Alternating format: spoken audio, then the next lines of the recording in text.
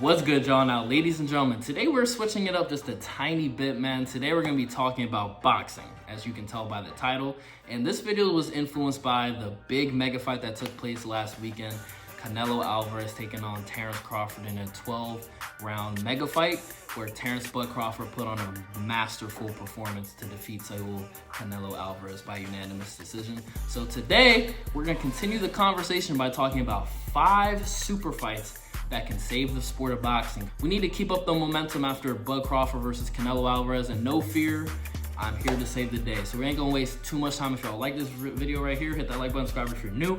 Want to see other sports on the channel, such as boxing, UFC, even some WWE, hit that like button, let me know in the comments, man.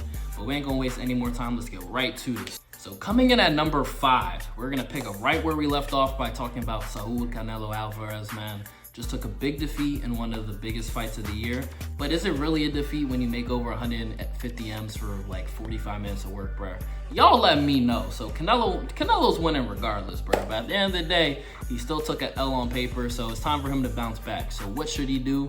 Some people have been proposing he should fight Crawford in a rematch. Don't think that's wise. Some people have been saying he should move back up to 175 and rematch Bivol. Also, don't think that's wise either, man. So what I'm proposing today is a fight that has been years in the making, bro. I think this would be a perfect opportunity for Canelo Alvarez to come back and be set up in another mega fight against somebody who's been in the same namespace as him, which is David Benavidez, bro. David Benavidez is undefeated. He's been calling out Canelo for years, man. He's beaten the likes of David Morrell, Caleb Plant. He has a fight coming up against Yard in November. So if he takes the dub in that, man, I think this would be a perfect fight for him to chase. Especially since Turki Al-Sheik's here just throwing out figures. I think if he throws Canelo another huge payday, I think Canelo will be more than willing to take this fight. Another very, very difficult fight for Canelo. Don't get it twisted. Another size advantage he would have to deal with, another reach advantage he would have to deal with. And David Benavidez knows how to use his jab pretty well. Now, granted, he's not as technical as a boxer as a Terrence Crawford. I don't think he's gonna give Canelo as much problems. I think Canelo will have a much easier time moving around that jab and picking his shots on Benavidez, but nonetheless, it's still not an easy fight to do at all, especially when you find one of the Benavidez boys, man. So that's coming at number 5. I'm not here to pick who I think would win the fight. I'm just here to lay the fights out for y'all. If I had to give a guess, to be completely honest with you, as of right now for that fight, I would lean towards Benavidez just because of the size and the jab. One thing Canelo has struggled with is a fighter that knows how to use their jab really well and can put together straight punches. But like I said, I don't think David Benavidez is as educated with his jab as some other fighters that Canelo has fought before. So I think he will be able to work around it and make it a very competitive fight. So coming at number 5, we got Canelo Alvarez taking on David Benavidez. Now, coming in at number 4, I will say this is a fight that has kind of dipped a little bit on the anticipation scale just because it was very, very easily set up to happen, but then one of the fighters took an L, so now it's kind of harder to happen. But nonetheless, it's still a big fight. I believe it still needs to happen, and it would still be very popular in the mainstream media today. And that fight will be the rematch of King Ryan Garcia taking on Devin the Dream Haney, man. Listen, this is a fight where the fans and the competitors need closure, bro. It's been years of arguing. It's been years of people debating whether that was just a lucky night or whether Ryan Garcia is actually the superior fighter. But one thing we cannot deny is that Ryan Garcia's left hook is very lethal. Devin Haney knew what was coming. He talked about it for months leading up to the fight and still got caught with it, man. But still, we gotta blame this all on Ryan Garcia for the fact this fight hasn't happened yet, because this man decided to show up in New York and get dropped off and dropped by Rolly Romero, bro. So Ryan Garcia can't blame anybody but himself for not having this rematch yet. And plus, we've seen Devin Haney move up to 140 in recent memory and take dubs against people like Regis Prograis, take the belt off of him, and also take dubs against Jose Ramirez, man. So if this rematch does happen, I expect it to be a completely different fight. Haney's been bulking up. Like I said, he's been fighting at 140, and this rematch does happen, I do think it will take place at 140. Like I said, I'm not here to predict the fights, but if a rematch does take place, I find it very, very hard to bet against Devin Haney just because of what a masterful boxer he is. The one thing he has not beat is the pillow hands allegations. I still think he needs to get his punching power up to give Ryan something to think about before entering with his left hook. Now, coming in at number 3, man. Now I'm cheesing right now because these are 2 of my favorite fighters, and this has personally been the matchup I've been looking forward to in boxing for years. But unfortunately, I'm very fearful that this will not happen. But it doesn't hurt the hope. But coming in at number 3, we have 2 of the best lightweights in the world.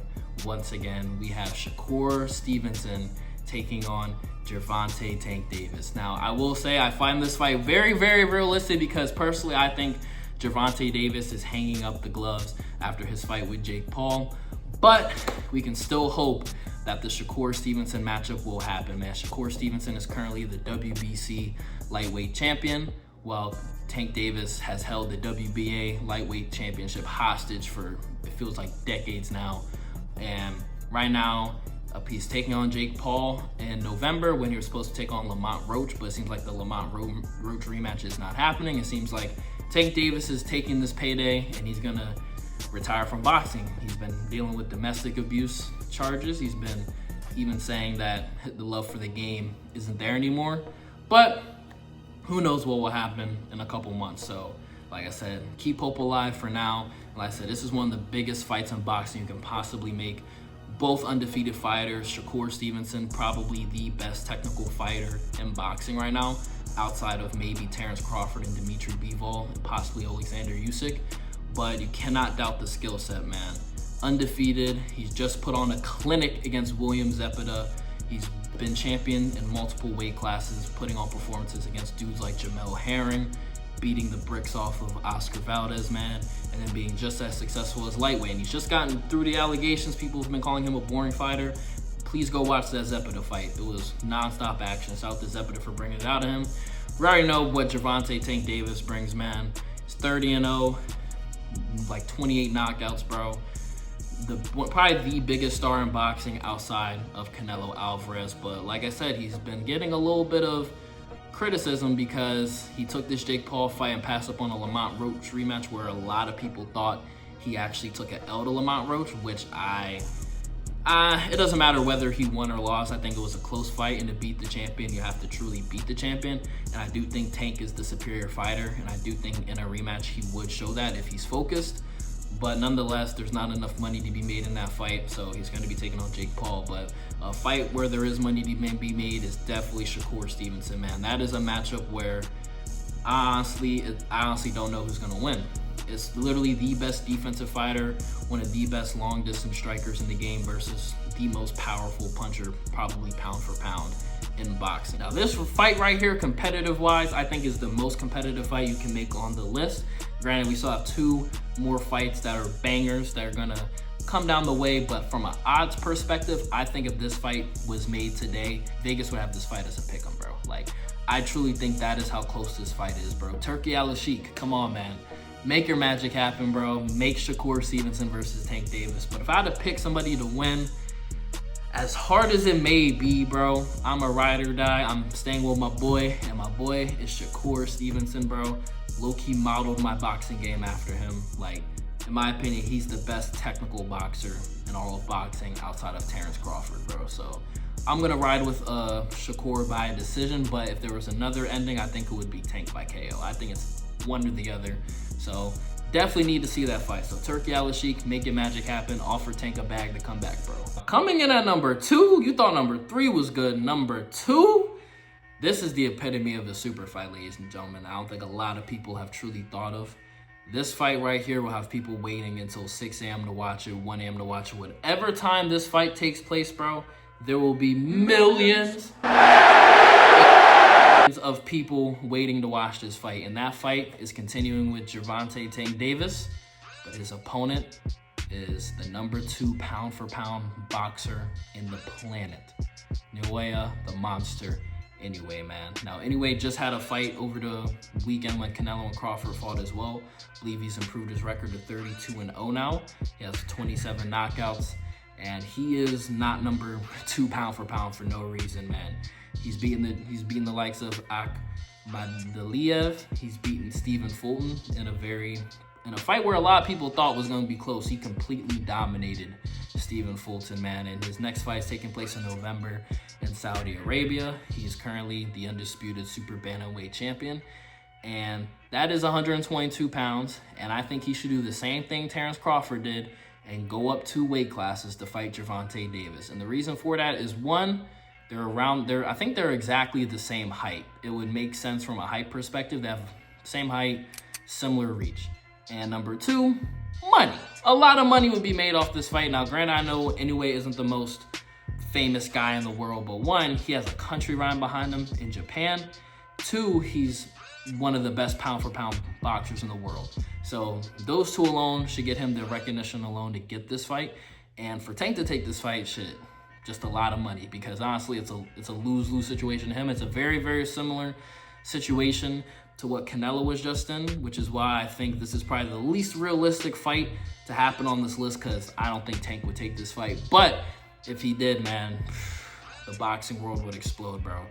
2 undefeated fighters, 2 fighters who have fantastic knockout power. Now, granted, I don't think Inoue's knockout power would go up and translate to 135 quite like Terrence Crawford's just did, but I do think the speed would be crazy at 135, bro. He's already very, very fast at 122 and the likes of what, like 118, 116, wherever he's fought before. But I think at 135 it would be even more insane on display. And like I said, since the height and reach are pretty similar between him and Tank, bro, I think he would catch Tank with some mean combinations coming in and out. But I think the biggest equalizer in this fight would be Tank's power, man.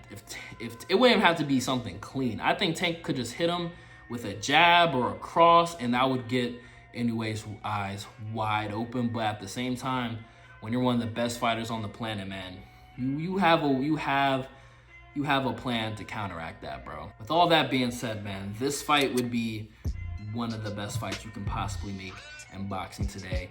This fight could make Naoya Inoue into a complete superstar. Also can make Tank even greater of a star if he beat a dude who's like, what, 2-time undisputed, 1-time undisputed, probably the biggest boxing star to ever come out of Japan. So it's a great fight.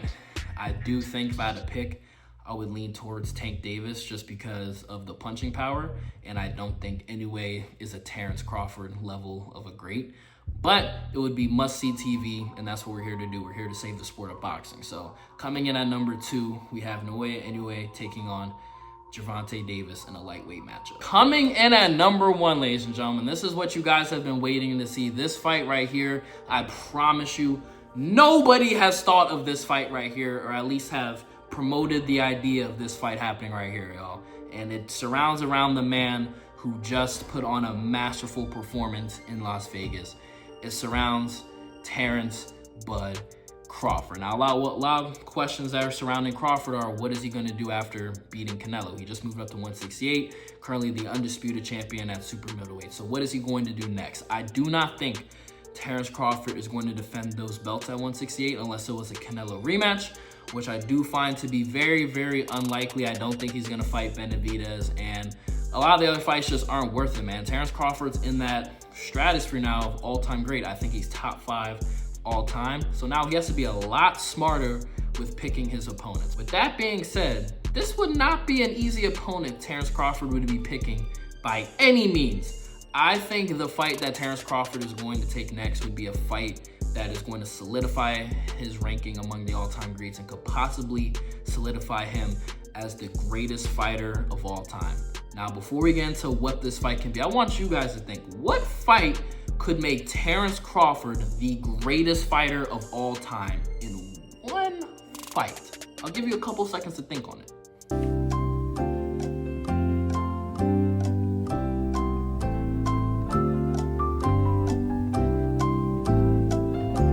Ladies and gentlemen, if you did not come to the realization yet, Terrence Crawford, to be the greatest fighter of all time, he would vacate his championships at super middleweight, and he would once again move up to light heavyweight to take on the undisputed light heavyweight champion in Dimitri Bivol. Now, granted, you guys are probably losing your minds right now saying, oh my God, that is a terrible fight for Crawford. He won't be able to take the power. He can't do it, yada, yada, yada, terrible fight. But y'all were saying the same thing about him moving up to fight Canelo. Listen, when I first said the idea of Crawford versus Bivol, I had low-key the same reaction as y'all. Not nearly to the extent, but it was more so like the size.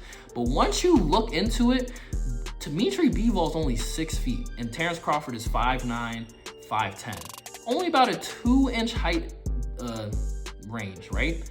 And then when you look at the reach, Terrence Crawford still has the reach on Dimitri Bivol. Terrence Crawford has a 75-inch reach, where Dimitri Bivol has a 72-inch reach. Now, granted, this would be the toughest. Let me not sugarcoat it. This would be the hardest. Let me put more emphasis on it because I don't think that was enough. This would be the hardest, most difficult fight in Terrence Crawford's career. He's fighting a dude bigger than him, a dude who knows how to throw a jab, a dude who knows how to utilize straight punches and can put fantastic straight punch combos together and combos together in general with blazing speed and blazing power at a weight he would not be familiar with at all. But with that being said, I think Terrence Crawford is the best fighter on the planet. I think he could find a way to make this fight close, and I honestly think he would be able to find a way to win this fight, man. You cannot tell me if Crawford versus Bivol got announced right now, you would not be intrigued, bro. This is a huge fight. But styles do make fights, ladies and gentlemen. Like, Bivol would have a lot of weight on him. He is a natural light heavyweight when Crawford had to move up multiple weight classes just to get to 168. Now he's have to go up another one. But I think Crawford adapted very, very well to 168. I think he would be able to do the same for one more fight at 175. I think if he did take this fight, I think you would have to assume this would be Bud Crawford's last fight. If this fight did happen, I'm never betting against Bud. I would still put my money on Bud, but it would be an extremely close fight, ladies and gentlemen. I'm not discounting Bivol's jab. I'm not discounting his combination bursts. I'm not discounting his straight punches. I'm not discounting his power. But I do think Terrence Crawford is the best fighter on planet Earth right now. I think with the combination of his defense and him being a beautiful switch hitter on offense, and for him to give him different looks that Bivol's probably never seen before with feints, lateral movement, beautiful counters that Crawford can bring in combination of his own, I think Crawford would be able to give Bivol a run for his money. And I do think Terrence Crawford would have a very, very high chance of being a 4-time undisputed champion, ladies and gentlemen. So with that being said, I think the biggest fight in boxing you can possibly make right now, yes, would be Terrence Crawford taking on Dimitri Bivol. With that being said, man, that is the biggest fight you can make in boxing, and these were the top 5 biggest boxing matchups you can possibly make right now to save the sport. Listen, Turkey Al Sheik, if you're watching this video, man, make these fights happen, y'all, especially Crawford versus Bivol, especially Inoue versus Tank, and especially Shakur Stevenson versus Tank as well, bro. Make all those fights Turkey Al Sheik, and shout out to you for making Crawford versus Canelo. But that's gonna wrap this video up, y'all. If y'all like this video right here, hit that like button, subscribe if you're new. During the 3K subs, man, join the Illinois, let it have you. Love to talk more about boxing. If y'all enjoyed this, definitely let me know in the comments. If you want to hear more about UFC or WWE as well, we can do that too, y'all. So just let me know what you guys want to see, and I will bring it for y'all. But appreciate y'all for watching. Stay blessed. I'm out.